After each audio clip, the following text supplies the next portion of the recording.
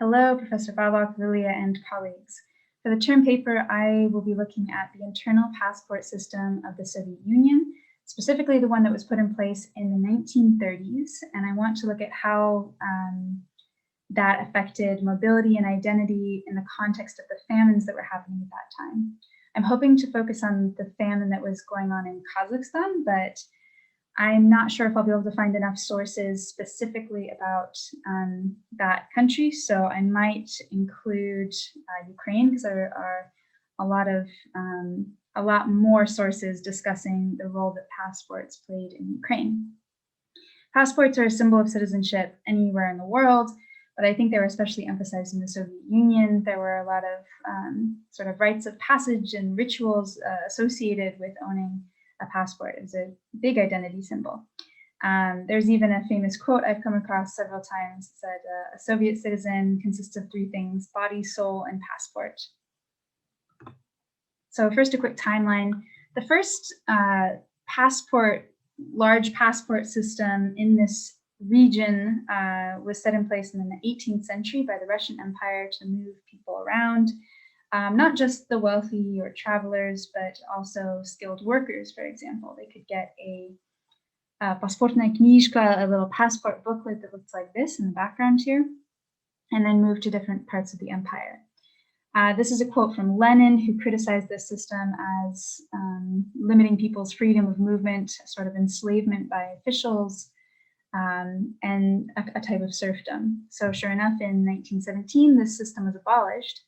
But there were a lot of crises at this time, a lot of migration that they wanted to be able to control more. So they introduced a sort of identification card with a residence permit in 1925, and then a full-on passport system that was very similar to the one from the Russian Empire in 1932. That's a key date, so remember that, it's not a coincidence. So by 1960, you had to re-register within 3 days of going anywhere outside of your official residence. So you could only get, I should have mentioned this earlier, but you could only get a passport and this residence stamp if you lived in a city. And a lot of people did not live in cities. A lot of people lived in rural areas. It's a huge peasant population earlier in the century, and then still now, about a third of all the people in the Soviet Union didn't have a passport or weren't eligible for a passport. So these rules were strictly enforced, and it wasn't until 1974, which is very recent really, that everyone was eligible to have a passport. So this created a lot of inequality that some people have termed Soviet serfdom. This wasn't my phrase that I came up with, but basically, as part of Stalin's first 5-year plan to boost economic growth in the Soviet Union, he set up these collective farms. And if you lived and worked on a collective farm, you couldn't get a passport. You had to get permission to move. So you were stuck. So a lot of people have pointed out that this resembles a form of serfdom, which is just what Lenin was criticizing about the Russian Empire. So this became especially tragic when people needed to flee because of famine. Collectivization famines started as early as 1931, but they were really in full swing by 1932. They were in Kazakhstan, Ukraine, parts of southern Russia, a few other regions. This is a picture of people grabbing grain that had been stowed away and hidden. So basically, there were these huge grain and meat procurements that people working in the collective farms had to produce. In places like Kazakhstan, it was really hard to grow grain. So instead of growing it and then turning it over to meet the procurements, a lot of people had to buy it. And because of that, there was a devaluation of livestock, which was the more traditional type of wealth that people would have. So it just led to impoverishment and hunger, famine, disease then came along. It was all exacerbated by a drought. And people were stuck. People couldn't get to cities because they didn't have this residence permit stamp and passport. they weren't eligible for one. So now I'd like to briefly look at what the situation was like for people who were fortunate enough to live in a city and be eligible for a passport and registration stamp. So here's what the stamp looked like. This is one from Moscow in the 1980s. And the Moscow stamp was one of the most desirable. It allowed you to live long-term in Moscow, to find work, to open a library account, access social services, educational opportunities. So this was a very desirable one. During times of rationing, you actually had to have a Moscow stamp in order to even buy groceries in Moscow. And as the decades went on, people would get kind of creative to get their hands on one of these, whether it's a kind of a sham marriage or not living where you say you live. Just different ways popped up to be able to get this stamp. By the way, this system is a similar system to this is still in place in a lot of former Soviet countries, and they still cause a lot of problems. There's still a lot of corruption associated with them, or just people not getting their needs met. It's still an issue. This is Moscow in the 1930s, and next to it, the largest city in Kazakhstan at the same time. So the city in Kazakhstan, by no means was it as modern and desirable a place to live as Moscow, but if you were starving in the countryside, absolutely this is where you want to go. But of course, you can't access it without a passport.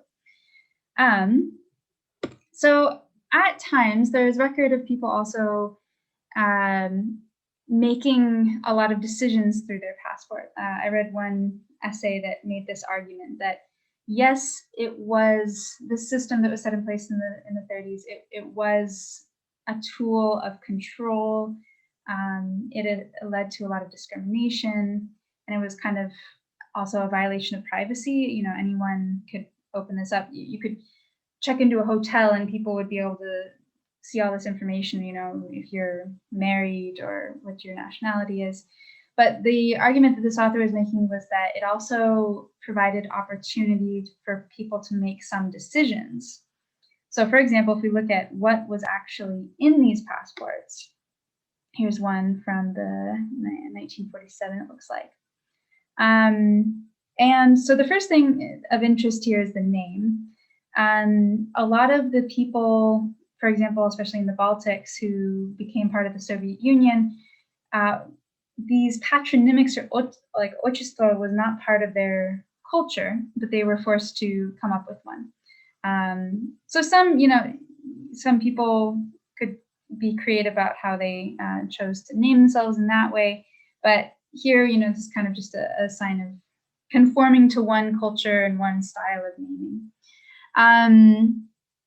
The big one, so choosing your date of birth, there's also some record of people manipulating that a little bit if they weren't maybe exactly sure when they were born, what exact day. They could change it around a little bit if it would benefit them, for example, to avoid a draft or get access to some sort of social benefit earlier, for example. The big choice that people could make, though, on this was the nationality. A lot of it has been written on this. You could choose the nationality. In theory, you could choose the nationality of your mother or your father. So if they had different nationalities, one was Russian and one was Kazakh, for example, you could decide to be Russian.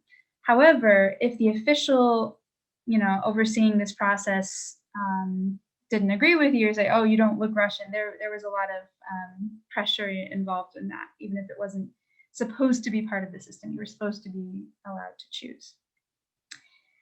This one is also interesting. I'm not sure if this was a part of all the passports at the time, but they also have this social position. So he was a sluzhashi, like a official and employee, kind of a general term. So for theoretical framework stuff, I'd like to draw on the readings from Walzer and Brubaker and just discuss the different types or conceptualizations of citizenship involved here according to Walzer's analogies of neighborhood, family, and club, and Brubaker's ideal typical features. If I am able to focus specifically on Kazakhstan, I might also want to discuss some of the alternative types or similar systems to citizenship before this the Soviet one, and kind of compare those. Or I think there's a few different things I can look at here. Maybe, you know, what it was like for people, citizens living in the city versus people living in the countryside. I'm not sure exactly how I'll use this yet, but I would like to bring these ideas into it somehow. And then the other big one, I haven't read these chapters yet, but they're coming up in a couple weeks, from Hannah Arendt's book, Origins of Totalitarianism. And the chapters that we're going to look at discuss statelessness a lot. There's another chapter where she does discuss Stalinism in more depth, and even the collectivization, famines, and the internal passport system. So I'll read those as well. But this, for example, this quote stood out to me. Once they had left their homeland, they remained homeless. Once they had left their state, they became stateless. Once they had been deprived of their human rights, they were rightless, the scum of the earth. So I would also like to bring this into this discussion of people without passports as, or people in these collective farms as, in a way, stateless. Yeah, so here's some other, I found quite a lot of literature on this, but here are some other things I would like to read. Stalin's Nomads is supposed to be a really great book dealing with the famine in Kazakhstan. He discusses the passport system, and then a few other papers that look at not Kazakhstan specifically, but do a really nice look into the passport system in general in the Soviet Union. I would love to hear any thoughts or feedback you might have at this point. So please get in touch if anything occurs to you. Thank you very much.